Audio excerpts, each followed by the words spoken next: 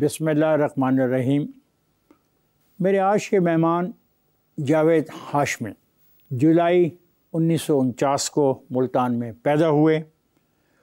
1970 की दहाई में इस्लामी जमीयत तलबा के नामवर स्टूडेंट लीडर के तौर पे उभरे, ज़ौला के साथ रहे।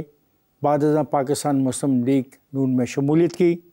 सदर मुशर्रफ के दौर में एक प्रेस कॉन्फ्रेंस में मुतनाज़ा ख़त जारी किया और बगावत के मुकदमे में एक तवील अरसा जेल काटी। 2011 में PTI में शमूलियत अख्तियार की, फिर इख्तलाफात की बुनियाद पर उसे अलहदगी कर ली। 2018 में नून लीग में दोबारा शामिल हुए।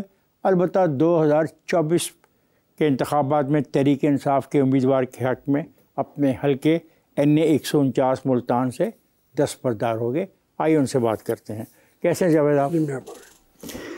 20 साल की उम्र में आपको इल्म हो गया था कि पाकिस्तान टूट जाएगा। क्या ये बात आपके किसी मुर्शिद ने आपको बताई थी? असल में आपने ये तज़किरा किया अपनी किताब मैं बागी हूँ कि सफ़ा 53 पे आप एक मुलाकात का तज़किरा कर रहे हैं जो अयूब खान साहब के साथ हुई। अयूब खान ने आपको कहा, मेरी दो बातें याद रखना, एक तो ये कि मशरक़ी पाकिस्तान हमसे बहुत जल्द अलग हो जाएगा। मेरा सवाल इस हवाले से था। ये हकीकत है, ये वाक़या है। इसके जो मेरे साथ दो और लोग भी थे उनमें से एक जिंदा है। ठीक है, तो फिर इसमें आपका मुर्शिद अयूब खान हुआ? नहीं, मुर्शिद का क्या, जो कहेंगे कहने लगे आपके घर को आग लग जाए कि और हम ही लगाएंगे, मैं कहूँगा मुर्शिद जिंदाबाद। देखिए, मैं तो अयूब खान के ख़िलाफ़ 1900 अभी अर्ज़ कर रहा था कि लाहौर में यूनिवर्सिटी ऑर्डिनेंस पे जुलूस निकलते हैं, तो इसमें मेरे मुर्शिद ने बनाया। मुझे माफ़ रखिएगा, ऐसे मुर्शिद मैंने कभी तो पढ़ाया। क्या ये बात आपको किसी मुर्शिद ने आपको उस आदमी ने बताई? एक आदमी आपसे बात कर रहा है तो आपका मुर्शिद नहीं है वो, तो नहीं, आप उसको मुर्शिद नहीं मानते। आगे चलते हैं। आप भुट्टो के जलसे उल्टने की कोशिशें किया करते थे। कैसे जमहूरियत पसंद थे आप, और फिर तनकीद करते हैं कि भुट्टो मुखालफिन पर तशद्दुद करते थे? देखिए, मुल्तान में भुट्टो साहब गए तो उसका हराविल दस्ते के अंदर मैं खड़ा था। तो आप उनकी कोशिशें नहीं करते रहे उनकी जलसे उखाड़ने की? ये तो फिर प्रोसेस में लोग चलते रहे हैं। भुट्टो साहब को इक़्तिदार मिल गया, जो मेरे ख्याल में उन्होंने वो इक़्तिदार उन्हें लेना नहीं चाहिए था। कम अज़ कम लेना नहीं चाहिए था या मिलना नहीं चाहिए था? मिलना भी नहीं चाहिए था। जाहिया खां अगर एक हफ्ता बैठा रहे लाड़कान में जाके, तो फिर लेने वाला भी तैयार है, देने वाला भी तैयार है। वो वहाँ से हमने थोड़ा सा डिस्टेंस पैदा होता गया भुट्टो साहब से। मैंने मेरी सियासत तो जो आज है, जो मैं बोलता हूँ, जो जुर्रत मुझे मिली है वो भुट्टो से मिली है, उससे ही मिली है। आज जो आप अपना इजहार करते हैं वो आपको जुल्फ़िकार अली भुट्टो से मिला? बिल्कुल। अच्छा, आगे चलते हैं। उन्होंने हमें आहंग दिया, कौम को एक आवाज़ दी। हम आगे चलते हैं। आप बांग्लादेश नामंजूर मुहिम में क्यों शामिल हुए? बांग्लादेश जो है वो, जैसे मैं आपसे अर्ज़ कर रहा हूँ कि बांग्लादेशियों ने उस तरीके से बनाया नहीं है। जो मुजीब शेख था, उसका आखिरी जो तकरीर थी पलटन मैदान में, मैं ढाके में था, उसमें वो उस वक्त भी, फिर तो हमने उसको गिरफ्तार कर लिया, उस वक्त भी उसने नारा लगाया पाकिस्तान जिंदाबाद, बांग्लादेश जिंदाबाद। हमने उसको, उन लोगों को ज़बरदस्ती बांग्लादेश बना के दिया। हमारी अफवाज ये पाकिस्तान बन गया। जुल्फ़िकार अली भुट्टो को कहना था कि हमें उसको मंजूर कर लेना चाहिए। आपने कहा कि नहीं मंजूर करना चाहिए और आपने तहरीक चलाई। मेरा सवाल उस हवाले से है कि क्या आपकी वो तहरीक जायज़ थी? मैं समझता हूँ, आज भी मुझे फ़ख्र है कि मैं अपने मुल्क को दो हिस्सों में तकसीम करने वालों को मैं उनको बात भी न करने देता। अगर मेरे में हिम्मत होती तो आपने कोशिशें तो की, जलसे उखाड़े। बिल्कुल, जलसे उखाड़े। देखिए, क्या वो जमहूरियत का हिस्सा थे? मैं तो भुट्टो साहब पर मैंने पाबंदी लगा दी कि यूनिवर्सिटी का मैं सदर हूँ, जब तक मैं हूँ तो यहाँ पे भुट्टो साहब, मुस्तफ़ा खर साहब और इफ्तिखार तारी साहब वो दाखिल नहीं हो सकते। भुट्टो साहब आए और पंजाब यूनिवर्सिटी के अंदर आए, उससे पहले तकरीर की और उन्होंने खिताब किया उसी हॉल में जहाँ पे आपने उनके खिलाफ मुजाहरा किया। देखें, हम किसी और डिबेट में ना चले जाए। भट्ट साहब लेके आए थे, हमसे पूछ कर लाए थे, उस वक्त तक तो मैंने पाबंदी नहीं लगाई थी। जब मैं सदर बना तो फिर मैंने आगे चले, आपने पाबंदी लगा दी। इसके बावजूद जुल्फ़िकार अली भुट्टो पाकिस्तान का सदर भी रहे और पाकिस्तान के वज़ीर आज़म भी रहे और बांग्लादेश मंजूर भी हो गया और मुजीबुर रहमान मौजूद था लाहौर के अंदर, उनके साथ उनके हाथ में हाथ डाल के। हकीकत है ये नहीं? ठीक है, आगे चलते हैं। शिमला जाने से पहले जुल्फ़िकार अली भुट्टो ने मज़दूरों, किसानों, तलबा से मशावरत के लिए एक इजलास बुलाया। बकौल आपके तलबा के वफद में आप शामिल थे। आपने भुट्टो को फाशिस्ट कहा और ये भी कहा कि अगर भुट्टो ने बांग्लादेश मंजूर कर लिया और आपके बस में हुआ तो उन्हें ज़िंदा नहीं छोड़ेंगे।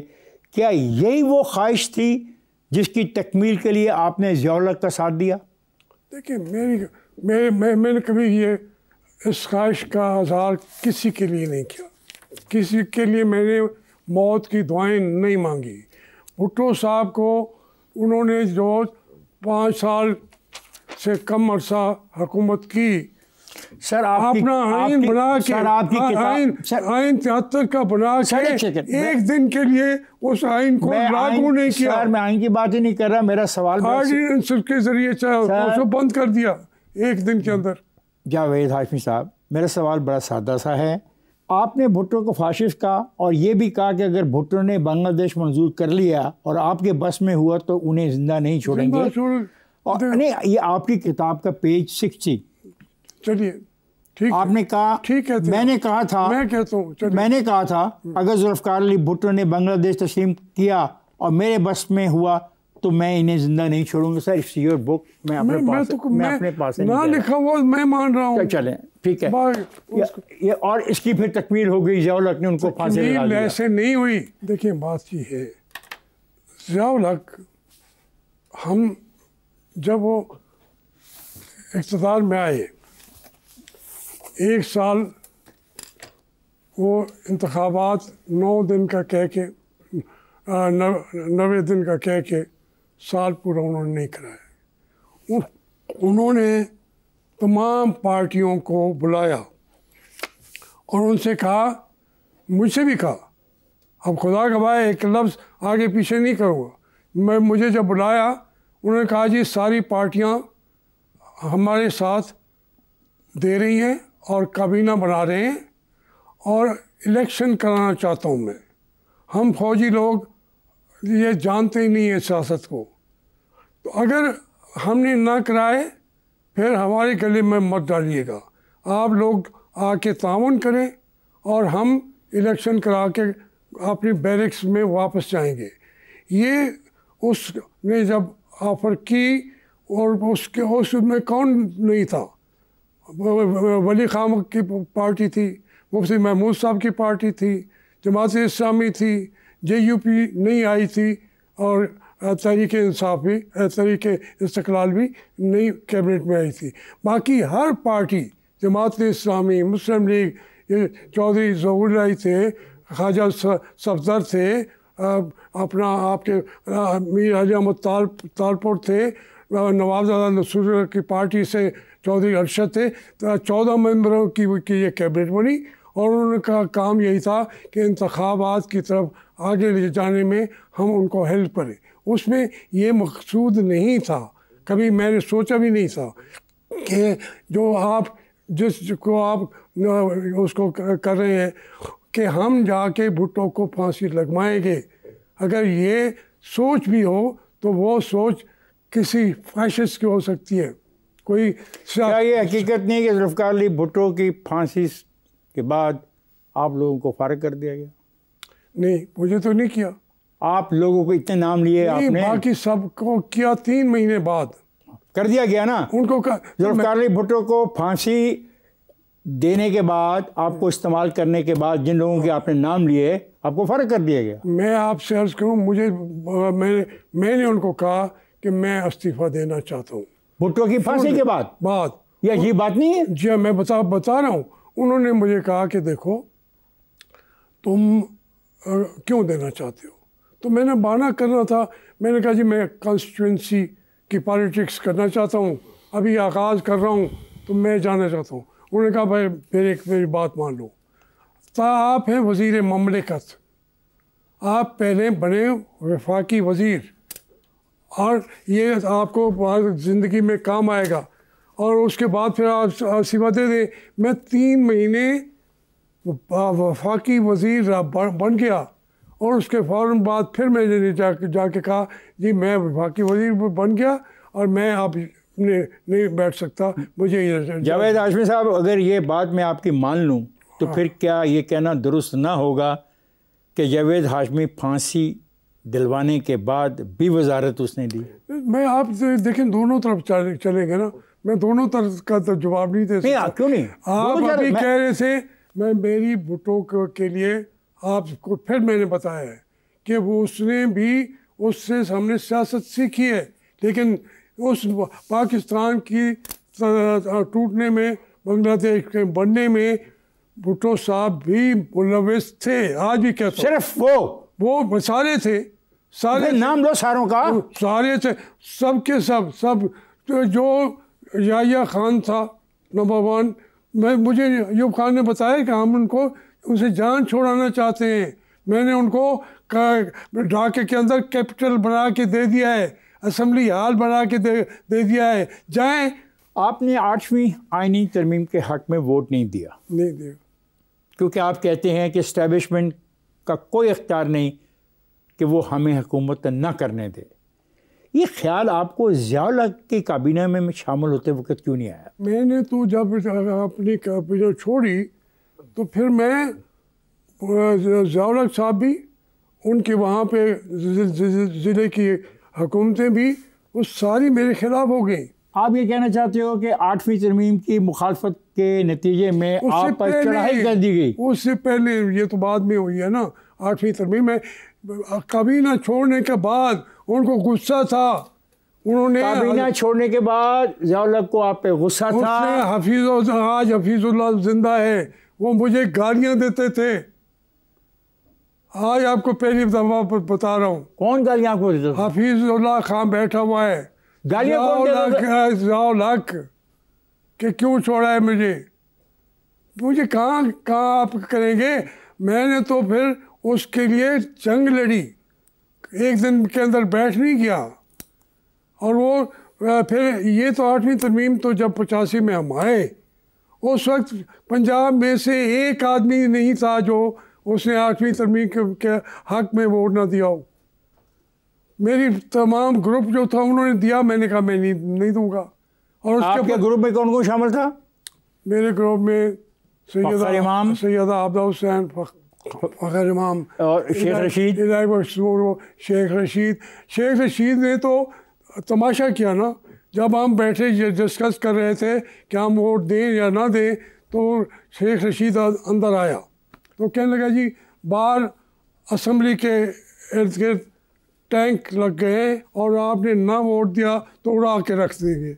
मैं कहा शेख रशीद शर्म करो, मैं दे रहा हूँ उसके खिलाफ। आप लिखते हैं कि ज़िया मुझ पे हमेशा मेहरबान रहा, और अभी आपने कहा कि ज़िया ने आपको बुरा भी कहा, ठीक? क्या ज़िया की मेहरबानी का जो आगाज़ आपके साथ है, ये मुल्तान के जो डिप्टी जनरल था उनका हमीद गुल, उससे आपके तल्लुकात की बिना पर है? नहीं, मैंने ज़िया को जानता भी नहीं था, सच्ची बात है, कभी मिला भी नहीं था ज़िंदगी में। उसके बाद जब मिला तो वो बात बता रहा हूँ कि मेहरबान रहे। 85 के अंदर भी मुझे कहा कि आप वज़ीर बन जाएं, वो मेहरबानी करते रहे। हमीद गुल साहब से तो मेरी बाद में भी मेरे घर जाते रहे, मैं जेल में था, अपनी बेगम साहब को लेके भी जाते रहे।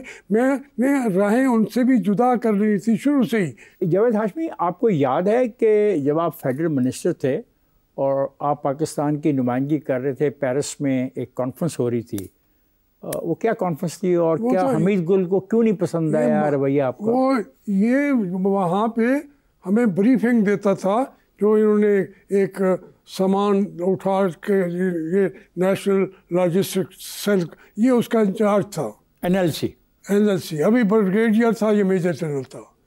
मेरी उससे ज़ाती तौर पे कभी दोस्ती ताल्लुक़ नहीं रहा, मैं वो, बल्कि उसने बाद में मेरी सख्त मुखालफत की। नवाबजादा नसरुल्लाह की मीटिंग में भी कहने लगा ये बंदा बैठा है जिसने जब वहाँ दस्तखत कर दिए पेरिस के अंदर, इसने पाकिस्तान को के हाथ बांध दिए हैं। मैंने कहा हमीद गुल साहब आप पर्सनल हो रहे हैं, ये वो तो एक मुआहदा बैनुल-अक़वामी सतह पे है कि हम उन वेपन्स को जो कमरे में भी बैठ के बनाए जा सकते हैं, तकरीब कारी की जा, वो एक इंटरनेशनल हो रहा था। मैं उसको कौन था, मुझे तो अपनी हुकूमत ने कहा कि आप वहाँ जाके साइन कर आएँ, आप कोई ज़ाती आपको गिला है तो कर लें, लेकिन ये तो तरीका नहीं है। मेरी सारी ज़िंदगी नहीं बनी, मैं उनकी वफात पे भी नहीं किया था। अच्छा, अब मैं ब्रेक पे जाने की इजाज़त है मुझे कि मैं ब्रेक ले लूँ? ले। अच्छा ख्वाजात, गुफ्तगू का सिलसिला जारी रहेगा। मैं जा रहा हूँ ब्रेक पर, जाइएगा नहीं।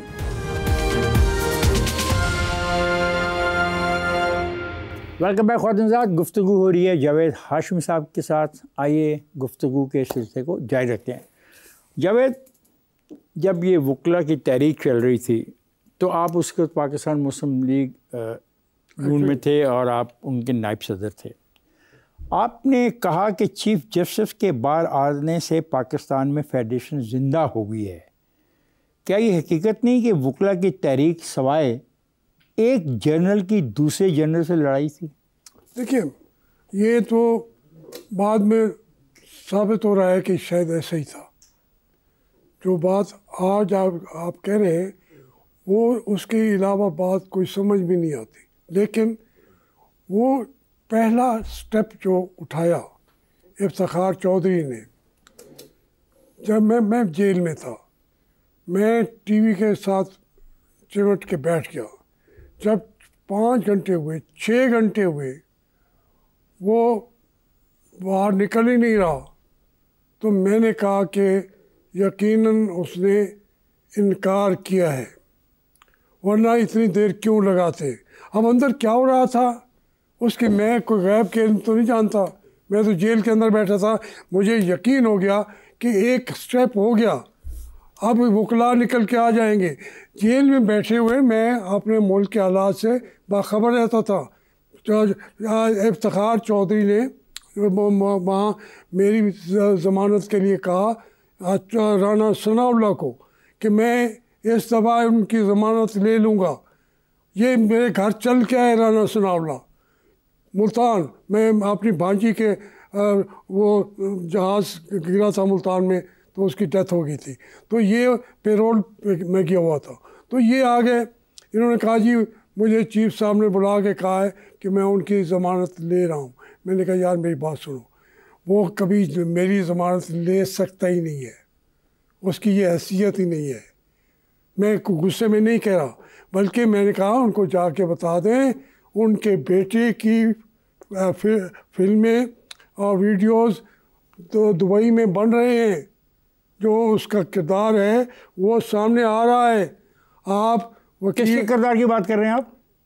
इफ्तिखार चौधरी के बेटे की। ठीक, हो सकता है वो बहुत बड़ा कारोबारी टाइकून था ना उसका। अच्छा सर, जब आप जेल में थे तो क्या पाकिस्तान की जो सियासी पार्टियां थीं उन्होंने इस ख्वाहिश का इजहार किया कि आप पाकिस्तान के सदर बना दिए जाएं या आप पाकिस्तान के वज़ीर आज़म बना दिए जाएं?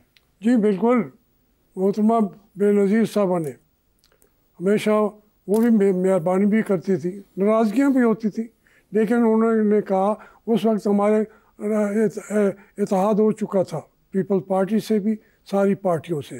तो उन्होंने कहा कि जी शौकत अजीज़ साहब का आ रहा था कैंडिडेट, तो मोहतरमा बेनज़ीर ने कहा कि जावेद हाशमी वज़ीर आज़म का कैंडिडेट होगा। तो फिर बाकी सब ने भी कहा, फिर मुझसे जाके फॉर्म भी फिलअप कराए जेल से, मैं कैंडिडेट बन गया। लेकिन मियाँ नवाज शरीफ ने फिर खफगी का आज़ार किया बाहर बैठे हुए। मैं तो जेल में था, वो भी मुल्क में नहीं थे। तो मैंने उसकी वजह से मैंने कहा कि मेरे कागजात वापस ले लें, मैं अपनी पार्टी के लीडर को नाराज़ नहीं करना चाहता। उनकी खफगी की वजह क्या थी? मैं आज तक नहीं समझ सका, खुदा का हुआ है। कभी आपकी बात हुई? मैंने पूछा मियाँ साहब से, बल्कि उस वक्त नहीं जब अभी तहरीक इंसाफ से जब उन्होंने स्टैंड लिया कि हम असम्बली पे जाके धरना देंगे, तो मैंने इमरान खान से अलहदगी कर ली। तो बाद में जब मैं 2 साल बाद मैं मियाँ नवाज शरीफ से मेरी मुलाकात हुई उनके बुलाने में। मैं जब गया तो मैंने कहा मियाँ साहब, वहाँ पे मरीम नवाज भी थी, बाकी भी थे। मैंने बैठते ही कहा, साद रफीक भी थे, परवेज़ रशीद भी थे, आसन इकबाल भी थे और मुशाहिदुल्लाह भी थे। मैंने कहा मियाँ साहब, मैंने क्यों कटिया सी, मैंने क्यों कटिया सी? मियाँ साहब ने जब थोड़ा सा नहीं इदा गल इस तरह नहीं सी, तो उनमें से तो क्या बात थी? पार्टी से नहीं, फिर उन्होंने क्या जवाब दिया? यही कि नहीं मैं तो कोई नहीं कटिया। सुने ना, फ़ौरन बाद उन वज़ीरों में साद रफीक ने, परवेज़ रशीद भी कहता है, इन्होंने फ़ौरन कहा मियाँ साहब कटिया तुसी सी। 2014 के धरने के बारे में आप कहते हैं कि इमरान खान ने मुझसे कहा कि चीफ जस्टिस तसद्दुक़ जिलानी चला जाएगा, इसके बाद नासिर मुल्क आ जाएगा, नासिर मुल्क की असम्बलियाँ तोड़ेगा, इसके बाद इलेक्शन 90 दिन में हो जाएंगे, हुकूमत सुप्रीम कोर्ट के पास हो जाएगी, हम इलेक्शन जीत जाएंगे। जी बिल्कुल कहा।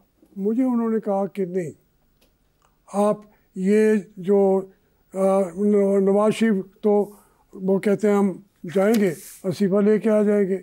मैंने कहा खान साहब, नवाज शरीफ ने पहले भी इनकार किया था परवेज़ मुशर्रफ वाले वक्त पे।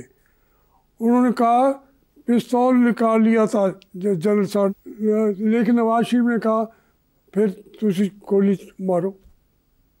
मैंने कहा वो नहीं माने। अच्छा, मुझे एक बात बताएं सर कि कभी ये मामला भी ज़ेर बहस आया कि सुप्रीम कोर्ट के जज नवाज शरीफ के पास जाएंगे, उससे इस्तीफ़ा लिखवा लेंगे? ये तो मुझे कहा खुद खान साहब ने बताया। ये भी उन्होंने बताया कि ये तसद्दुक़ जिलानी चला जाए तो उसके बाद ये आ जाएंगे। जैसे ये अमीरुल मुल्क साहब कौन थे जो बाद में हमारे एक्टिंग वज़ीर आज़म भी बने। नहीं सर, ये कहना कि सुप्रीम कोर्ट के जजेस नवाज शरीफ के पास जाएंगे, उससे इस्तीफ़ा लिखवा लेंगे? वो नहीं जाएंगे, जनरल खुद जाएंगे। अच्छा, मुझे एक बात बताएं कि ये lieutenant general retired Tarak Khan पर आपने इल्ज़ाम लगाया कि नवाज शरीफ के ख़िलाफ़ जो 2014 का धरना है उसकी मनसूबाबंदी में वो शख्स शामिल था। क्या आज भी आप इस बात पे यकीन रखते हैं? नहीं, मैं आपको बताता हूँ, मैं तो उस शख्स को जानता ही नहीं था, इतना डीप मैं कभी किया ही नहीं। मेरे सामने 2-3 लोग थे, एक पाशा, जनरल पाशा और एक जनरल ज़हीरुल इस्लाम। ये इनकी प्लानिंग थी। बाद में बाद में एक ग्रुप के तौर पर तारिक साहब का भी नाम आता रहा, तो मुझसे पूछा गया कि उनका नाम भी, मैंने कहा उनका नाम भी आया है, लेकिन मैं बहुत मालूमात नहीं रखता था। उन्होंने मेरे ख़िलाफ़ जब बात की, फिर मैंने उन्हें कहा कि ख़बरदार मेरे बारे में बात करोगे तो फिर मैं तुम्हें वहाँ डेरा इस्माइल खान से पार छोड़ के आऊँगा। ख्वाजा साहब, मैं जा रहा हूँ ब्रेक पर, जाइएगा नहीं, हमारे साथ रहिएगा। वेलकम है ख्वाजा, गुफ्तगू हो रही है जावेद हाशमी साहब से, और अब चलते हैं इस सिलसिले को फिर एक दफ़ा दोबारा शुरू करते हैं।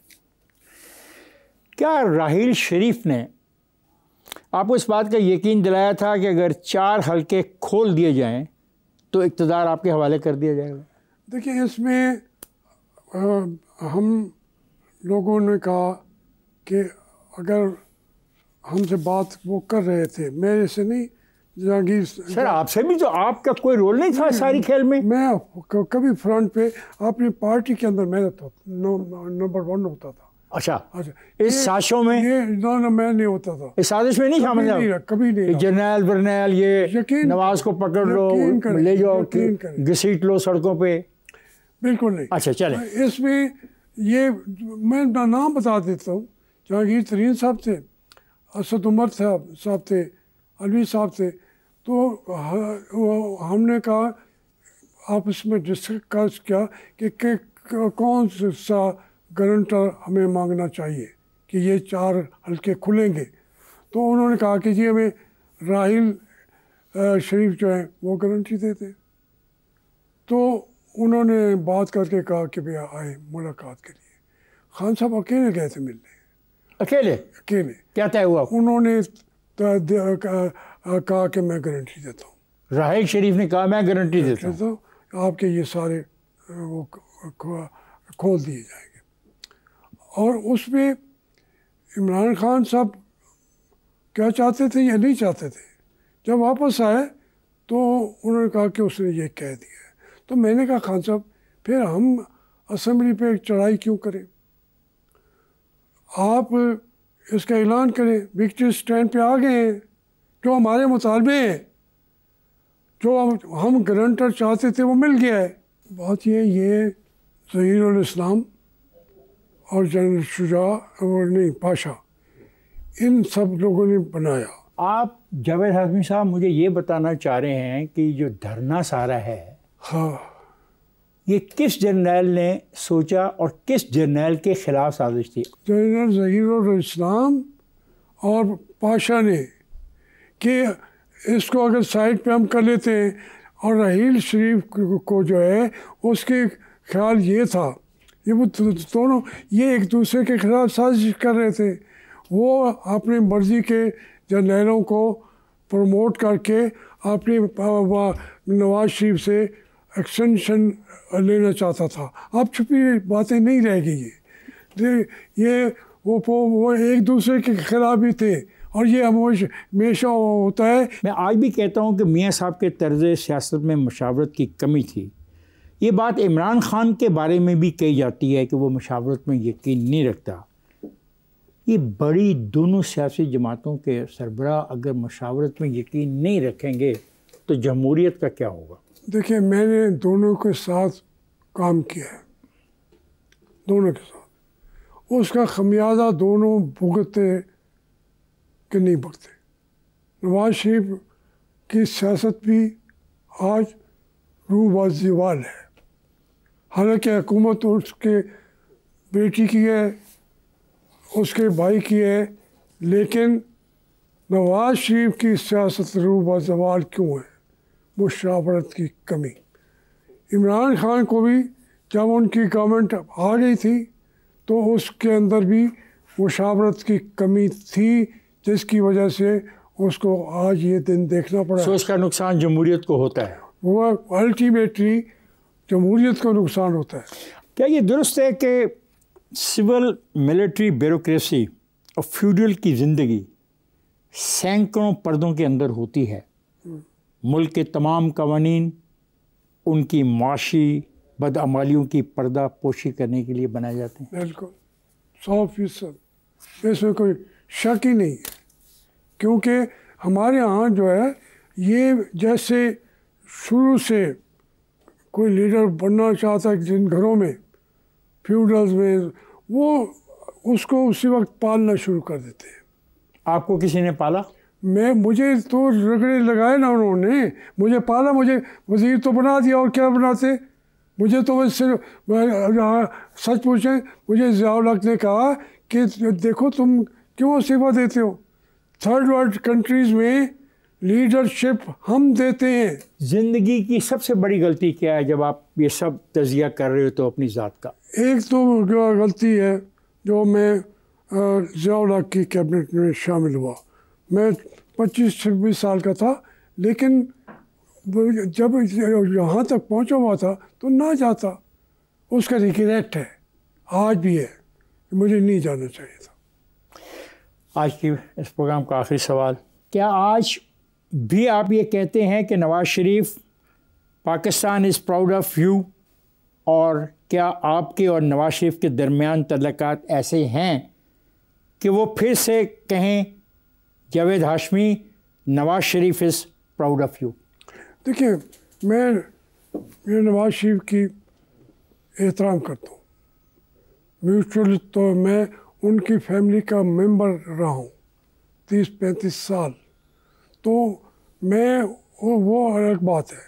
जो मुल्क की सियासत है, मैं कहता हूँ काश मुझे नवाज शरीफ ये कहने के लिए जवाज़ फराहम करते, वो वोट को वो ताकत दो, वोट को, ये तमाम चीज़ें उन्होंने उठाई थी, फिर उसके ऊपर डील करके वो लंदन ना जाते। सो आप नहीं कहेंगे? मैं कहना चाहूँ भी सही तो मेरे गले में ये अटक जाएगा लफ्ज़। कहना चाहता हूँ, नहीं कह सकता। जावेद हाशमी, आपका बहुत बहुत शुक्रिया कि आप तशरीफ़ लाए मेरे प्रोग्राम में।